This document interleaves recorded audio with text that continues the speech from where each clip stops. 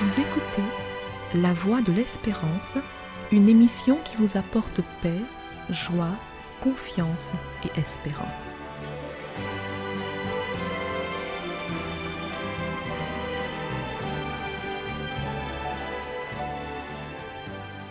Bonjour la Guyane et bonjour à tous depuis la Guyane. Depuis le début des vacances, la Voix de l'Espérance prête une attention particulière aux familles. Nous avons des sujets qui touchent la vie de famille depuis le début du mois de juillet.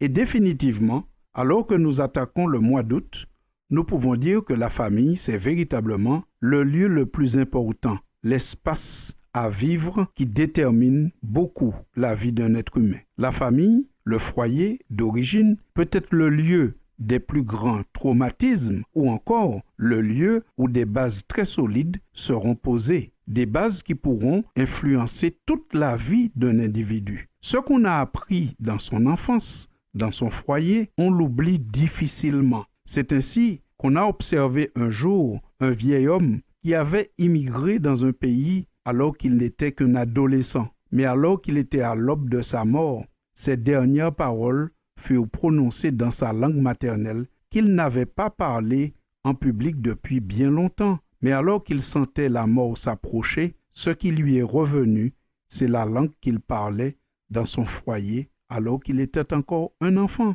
Le foyer doit donc être l'objet de toute notre attention. Nous devons y consacrer beaucoup d'énergie pour permettre au foyer de se développer au mieux.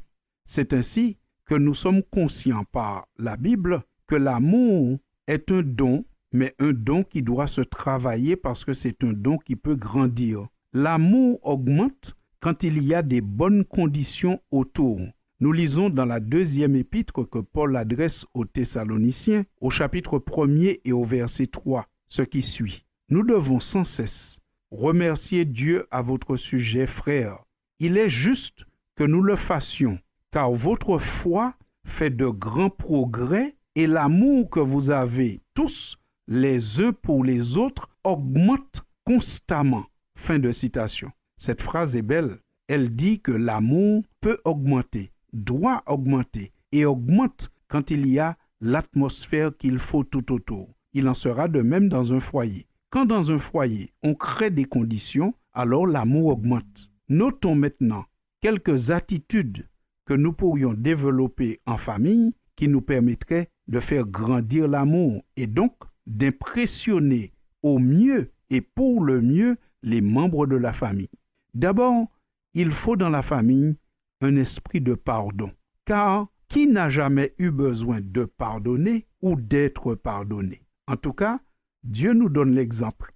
Lorsqu'il parle de sa relation avec son Église, avec son peuple, avec les humains, il dit « Car ton Créateur est ton époux, l'Éternel des armées est son nom, et ton Rédempteur est le Saint d'Israël. Il se nomme Dieu de toute la terre, car l'Éternel te rappelle comme une femme délaissée, au cœur attristé, comme une épouse de la jeunesse qui a été répudiée, dit ton Dieu. » Fin de citation. Texte à lire dans le livre du prophète Ésaïe au chapitre 54. Dieu se présente ici comme un époux, mais un époux qui pardonne. Pas un époux qui torture, mais un époux qui pardonne, qui accueille. C'est ainsi que dans un foyer, le pardon doit être un mode de vie. Mais le pardon s'accompagne aussi de l'humilité. L'humilité qui permet aux uns et aux autres de se confesser, de demander pardon lorsqu'il y a eu un écart. C'est ainsi que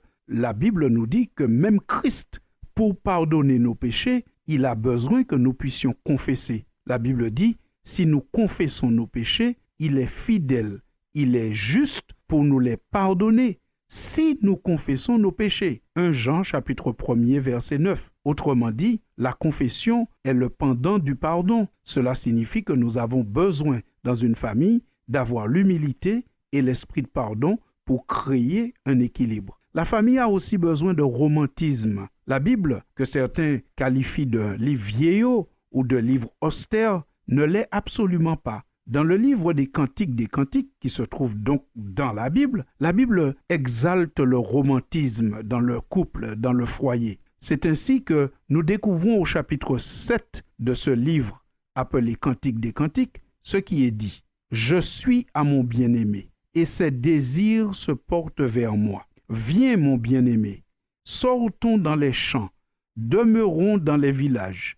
Dès le matin, nous irons aux vignes, nous verrons si la vigne pousse, si la fleur s'ouvre, si les grenadiers fleurissent, et là, je te donnerai mon amour. Fin de citation.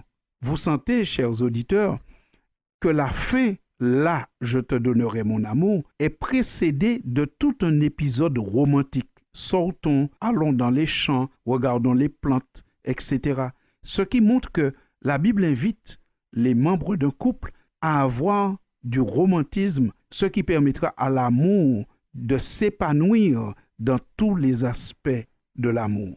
Nous lisons encore dans le même livre Cantique des Cantiques, mais cette fois-ci au chapitre 2, comment les époux se complimentent. C'est ainsi que nous lisons « Comme un lys au milieu des épines, tel est mon ami, ami IE, parmi les jeunes filles. » L'homme dit que son épouse est comme un lys, une fleur extrêmement belle au milieu des épines. Pour lui, les autres sont des épines, mais son épouse, son amie, est un lys. On voit ici un complément où il met en valeur sa conjointe. Et l'épouse répond, comme un pommier au milieu des arbres de la forêt, tel est mon bien-aimé parmi les jeunes hommes. J'ai désiré m'asseoir à son ombre et son fruit est doux à mon palais.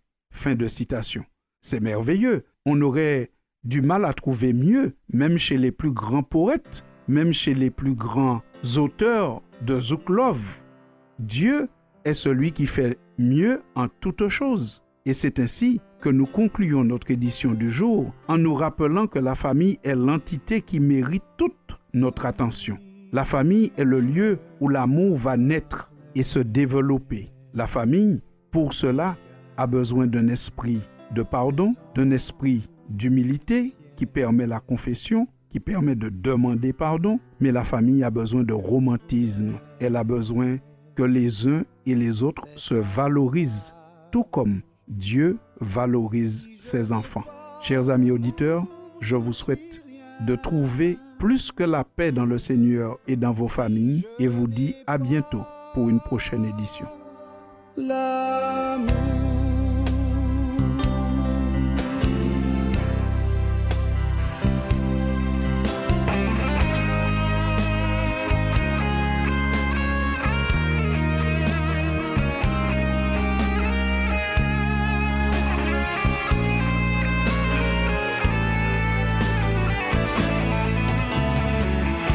L'amour est bienveillant à l'égard du prochain.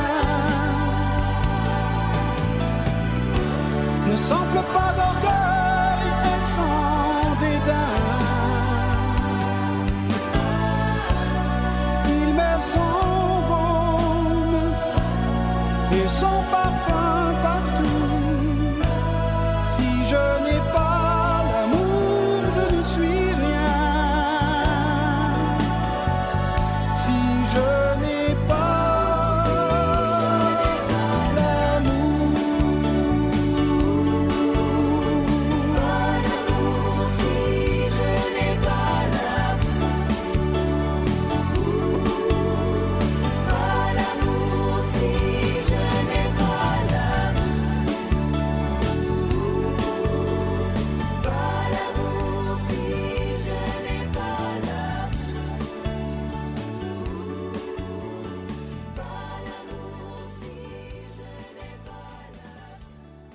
C'était La Voix de l'Espérance, une émission préparée par l'Église adventiste du 7e jour.